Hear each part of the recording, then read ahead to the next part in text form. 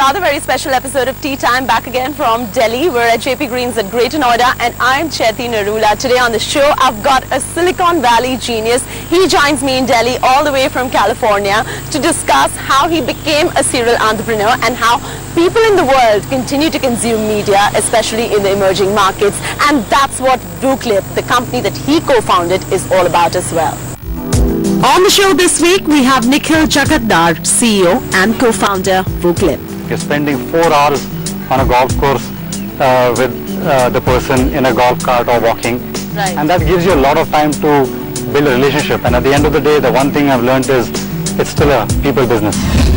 In news, Charles Schwartzel wins China Masters. And David Lynch shoots 63 to win Portugal Masters, ending a 9-year wait for his second European Tour title.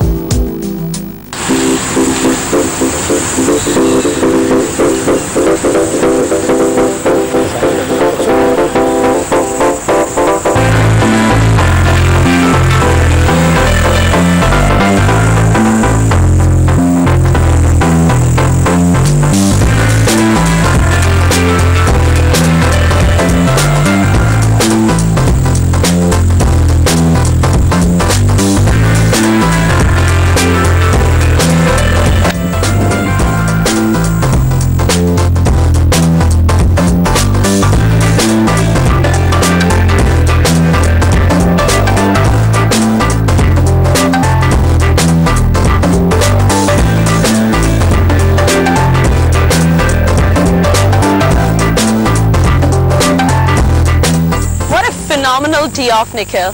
Thank you. Welcome to India and welcome to Tea Time. Thanks a lot for having me. You're a Silicon Valley genius. Indeed, a pleasure to have you on the show. So how did you embark upon this entrepreneurial journey right there in California? So I was doing my PhD at Berkeley, and while I was doing it, it was 95 to 99, Right. the beginning of the dot-com boom. Right. And everyone around me, all they ever spoke about was dot-com this and dot-com that. Correct. And I just wanted to be part of that. I didn't really know what that meant. I just felt like that was a good thing for us to be a part of, and so a colleague of mine from my research group and I, two of us got together, and without having a specific product in mind, we started the company first, and then over the next 6 This is months, straight out of college. while in college. While in college you started. So which was the first one that you all started? Because I know you founded about 3 to 4 companies. 4 companies, yeah. So which was the The first first one was called Timber Technologies. It was a semiconductor chip manufacturing software company. Right. So we allowed the chip maker in the world, like an Intel or a TI or an IBM, to make chips more efficiently. Right. That was the first company we did, followed by a company out of MIT. The first one was my PhD thesis that I made into a company. The second one was the PhD thesis of 7 MIT PhDs who decided to commercialize their technology, and I went to run that company. The third was a group of PhDs from Berkeley again, Right. and that was in the area of CAD, computer-aided design. And the fourth company was VooClip, which we're going to be talking about today on the show. Now, interesting that you're a serial entrepreneur. You're also somebody who loves playing golf. How did you embark upon the golfing journey as well? Did it all start off back there in the Silicon Valley? Yes, in fact, the first company was acquired by a Japanese company. Right. And being part of a Japanese company, golf was definitely something that was comes an along important with the part of- territory, Yeah, actually. exactly. And I got started that way. And then as I played it, I enjoyed it more and more. And I felt like it was the perfect mirror of a startup. You know, in a golf game, you go through ups and downs and bad holes and good holes, but you need to keep playing through it. You can't give up on the 14th hole. And so I just So every tee-off feels like a startup and every startup feels like a tee-off. Exactly. Isn't it? So talking about the fourth company which you founded, which is very recent, VooClip, Yeah. you founded this company with a vision to impact the way people consume media, especially in the emerging markets as well. More on that. We started the company about 5 years back. And Right. when we started, it was a time when YouTube had been acquired. Right. The iPhone had just come out. And what we believed was that it was only a matter of time before mobile and video became really big. Right. And with that in mind, we said, let's go after those markets where the mobile is the most important screen. See, in the US, I have a desktop, I have broadband connections, I have cable, I have lots of access to video. So mobile is my second or third screen. But in many of these markets like India, Southeast Asia, Africa, Middle East, the mobile is the first and maybe the only screen. Maybe the only screen, yes. Right? And so we said, let's go focus on attacking those markets providing those consumers with a great solution. And if you do that well, that's a huge market to go after. So that's how it came about. So on that note, let me tee off and we discuss a little more on Good VuClip. luck.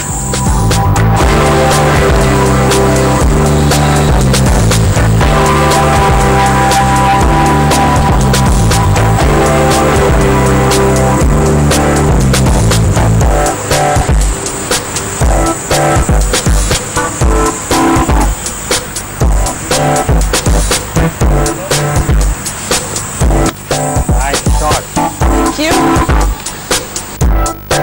So Nikhil, what is it about your business in terms of the entire construct that looks after the entire mobile ecosystem? So in the mobile ecosystem, we see the following players. There's the carrier, the telcos, the Airtels and the Vodafones of the world. There are the content providers. There are the handset makers, the Nokias and Samsungs. And then there are the brands, the advertising brands, the Unilever, Procter & Gamble. And then of course at the middle of all of that is the consumer. Right. Right? And so for the consumer, our value proposition is clear. You go to VuClip. It's your one-stop shop on your mobile device to be able to watch videos from all over the web on your mobile phone when you want it. So that's the value proposition for the consumer. For the carrier, we help consumers watch videos, which means they need to get data plans. That's a monetary value to the carrier. Right. To the content provider, we help their content become more discoverable on the mobile device. Right. So they make money because of that. So that's value for them. For the handset guys, they're all looking to make video a critical part of the handset. We create apps for their handsets that make their handsets look good. And then finally for the brands, the advertising brands, their audience is moving from TV to Internet. to the mobile internet. And so whatever advertising they were doing on the TV, they now want to get to that same audience on the mobile internet. And that's the audience we provide them. And so if we do our jobs well, everyone in the ecosystem benefits. And that is something we put into place right from the beginning. There are other models which help one part of the ecosystem more than the other. Our objective is if the entire ecosystem goes up, we will rise with that tide. India and China, the biggest emerging markets today, we continue to remain on the opposite side of the spectrum as far as smartphones are concerned. How do you deal with a scenario like that? When we started 5 years back, everyone said India and China will sort of go on the same trajectory. Right. But what we found was in China, Android has taken off in a big way. The iPhone is doing very well. In India, the iPhone is not doing all that great relative to other markets. Android is expected to take off, but it's still relatively in its infancy, in its early In India, days. I think it's more dominated by feature phone market more than the smartphone market. That's right. That's right. What we are finding that's interesting is in India, the low-cost smartphone is what we see becoming big. The masses want more than a feature phone. But they Right. can't afford a $500 phone. Right. So they go buy a sub 5,000 rupee phone, which is Android. Right. And it works way better than a feature phone does. Not as expensive as a high-end smartphone. And you can go watch video, you can do a lot of interesting things. And that's the segment that we see really taking off in India. Alright, so a lot that this starting up professionals in India and young budding entrepreneurs need to learn from a Silicon Valley genius like Nikhil. We're going to remain in conversation with him on the other side of the break as well. Take a quick break. We will see you on the other side.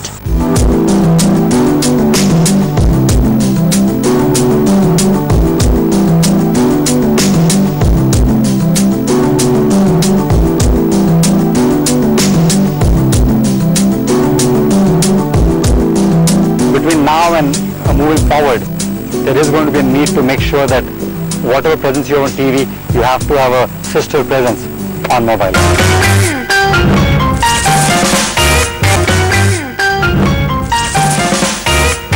Thank you for staying with us on Tea Time. We're in conversation with Nikhil, who is the co-founder of a company called VuClip based out of the Silicon Valley. We are at a nascent stage of mobile TV viewing and mobile video clips as well. Would you agree to that? Yes, I think it is, today there are about 700 million TV viewers Right. in a country like India. Right. There are only 100 million mobile internet users. So very nascent. It's very nascent. So what you're saying is absolutely true. What will stop that, what will change that is three things. the mobile devices have to get better. True. The networks have to get better so that the experience is much better. So from 3G you move on to 4G and you just keeping Yeah. going up the ladder Exactly. in terms of spectrum. And the third thing is the affordability of the data pricing has to get to the realm that the masses can benefit from it. Right. And these three things are already happening in a pretty significant way. From 2G we're going to 3G. We're going from feature phones to these low-cost smartphones we spoke about. And data plans have gone from 10 paise per 10 kilobytes to now for 49 rupees you get a gigabyte. That's a lot of data. There is that very slow but steady shift that we're seeing in terms Yeah. of preferences as well. Having said that, you're saying TV viewing is not going to change in this country. It is going to remain as it is, isn't it? But there is a part that will eat up into the share. Yes. Would you yes. say I so? think a lot of the TV content, the TV channels will want to ensure that in addition to their TV presence, they have a mobile presence as well. I don't think they can ignore that. I think until last year it was too small. This year, 100 out of 700, you're already talking about 15%. True. And in 2 years it's supposed to become 300 million. And TV will go to 800 million. So now it becomes 40%. True. And so between now and moving forward, there is going to be a need to make sure that whatever presence you have on TV, you have to have a sister presence on mobile. Now for most smartphone users, including me as well, downloading apps is the more likely thing to do. But downloading video clips is something that you resist doing. Is that impacting you somewhere?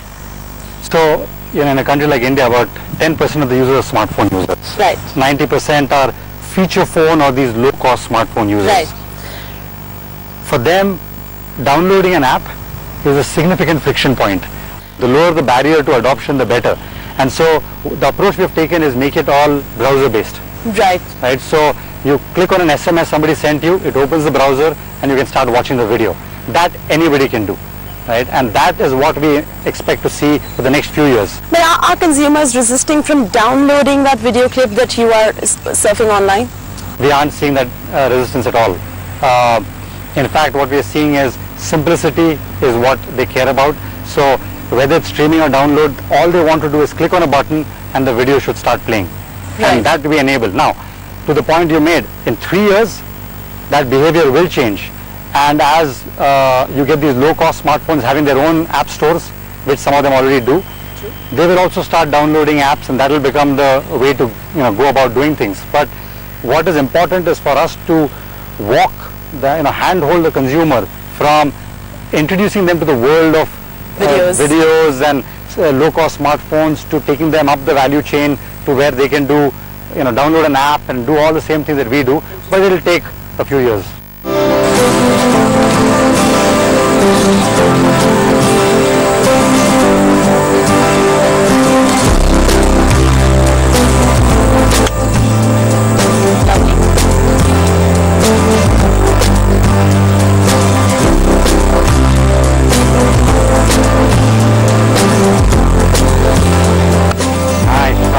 Thank you, finally. Nikhil, now the same Ericsson mobility report that we were talking about goes on to say that video will account of more than half of global data traffic by the year 2018, making it the largest segment of data traffic worldwide. What kind of a trend metamorphosis are we heading towards? Yeah, I think the number one thing this is going to do is it's going to really hammer the mobile networks. Right. So the amount of traffic that's going to be squeezed through the carrier pipes is going to increase dramatically, and they're going to have to come up with ways to handle that. So while on one hand it's an opportunity, it gets more consumers onto data plans, which provides more monetization for the carrier. On the other hand, it's going to have to mean that carriers can handle the load, because if they can't, the consumer is going to have an experience that keeps buffering. True. True. And that is the end of that. Are the carriers ready enough for this metamorphosis? I think they're all aware, very aware of the dangers of what could happen if they don't manage it, and they're all doing pretty intelligent things to go account for that. But the rate at which video is taking off is going to mean that they're going to have to make those changes faster and faster and faster if they want this to be a trend that continues till 2018. Otherwise, way before that, it's all going to come to a screeching halt. Okay, Nikhil, rather challenging time, of course, for the mobile carriers as well until the year 2018. But what's challenging now for us is the bunker shot that you're about to play. Come, let's go for it. Thank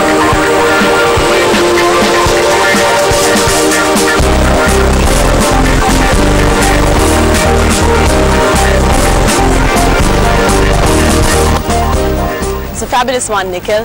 On that note, let's take a quick break right here on Tea Time. On the other side of this break, we will still remain in conversation with Nikhil and see what his advice is to the budding entrepreneurs of this country who are about to start up.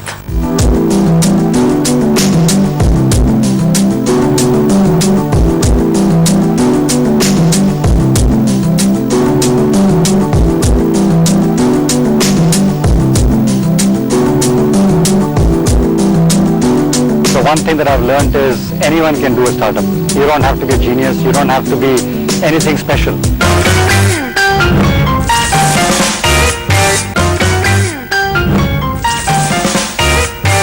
Thank you for staying with us on Tea Time. We're in discussion with Nikhil of Voclip. He has founded the company and we were discussing about smartphones and feature phones in the market and the demographics and the consumer preferences as well, and his, of course, advice to the young startups in India as well. Let's start off with, so Nikhil, you are somebody who has invested in about 20 companies. You also have founded 4 companies of your own. What next for Nikhil in his career?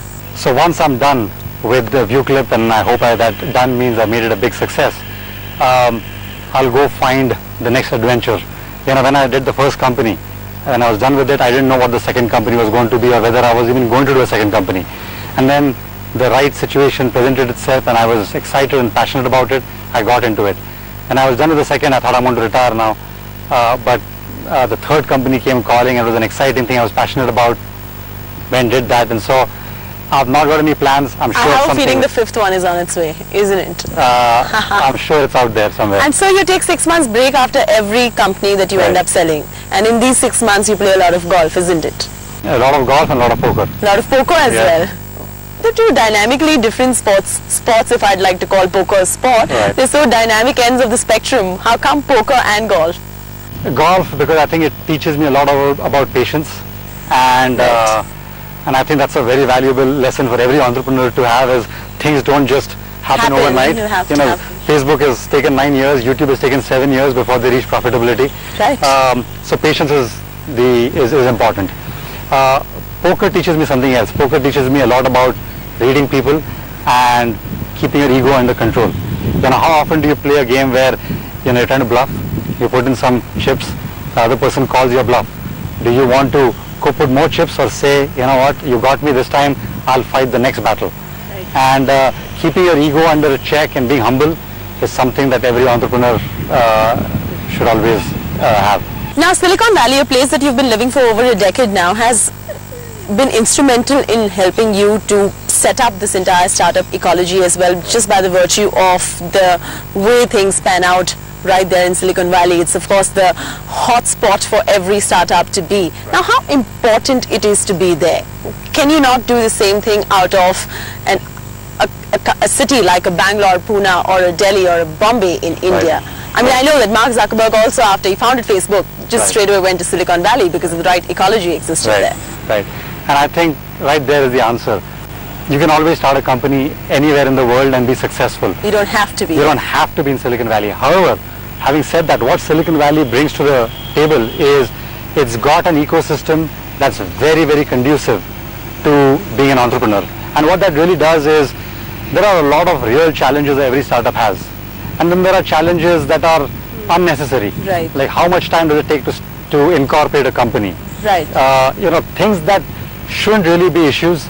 I think Silicon Valley has taken care of all of that. If I want to go find a lawyer in Silicon Valley, it's 15 minutes worth of work. There is a network that gets you to the right lawyer. If I want to find someone who is an expert in user experience, there are about 100 of them in a 2-mile radius. Right. So how much time it takes to go look for people, all of that is taken care of. That gives me an opportunity, that gives everyone an opportunity to focus on the real challenges that every business has. And that's what really differentiates Silicon Valley. Like you said, Zuckerberg also had to move. He didn't have to, but he did because it helped Facebook become bigger, faster. True, true. Now, your advice to budding entrepreneurs in this country. A lot of entrepreneurs who are out there would want to be you one day. What is your advice to them? From my own experience, the one thing that I've learned is anyone can do a startup. You don't have to be a genius. You don't have to be anything special. I think what you need are a couple of things. Number one, you should not be afraid of making mistakes. I mean, if I make a list of all the mistakes I made, I could write books just on the mistakes I've made. But I think it's okay. I think it's okay to make mistakes because that's how you learn. The second thing is follow your passion.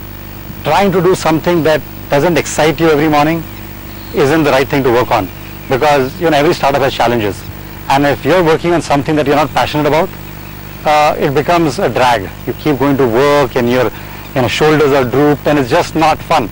So if you follow your passion and you're not afraid to make mistakes, anybody can do great things. The last thing that I would say is look for a good mentor. I think what a mentor does is he or she helps you accelerate. You don't have to make all the mistakes or learn all the lessons the hard way. You can learn some because of other people's experiences.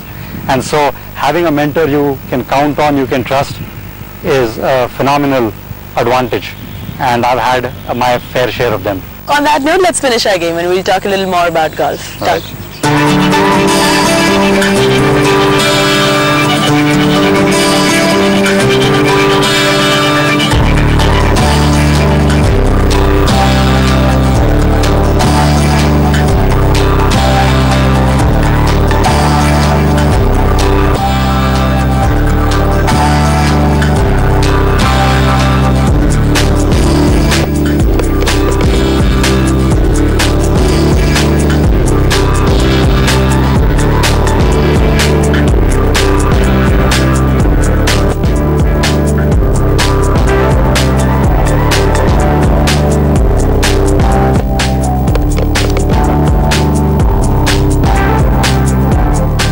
Let's talk a little more about networking on the greens. What is the kind of network base that you have formed in California, just networking out of playing golf?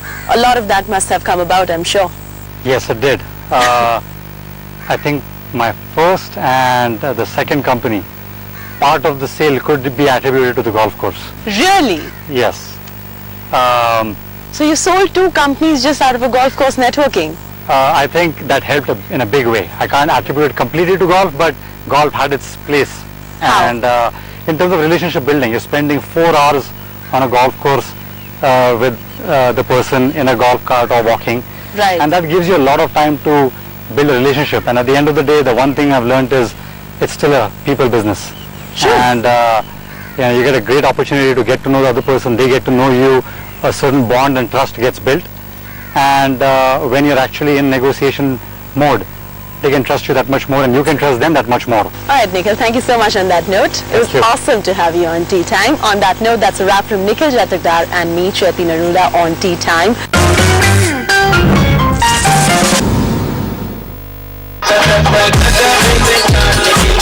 Better the features, bigger the story. The new Skoda Octavia.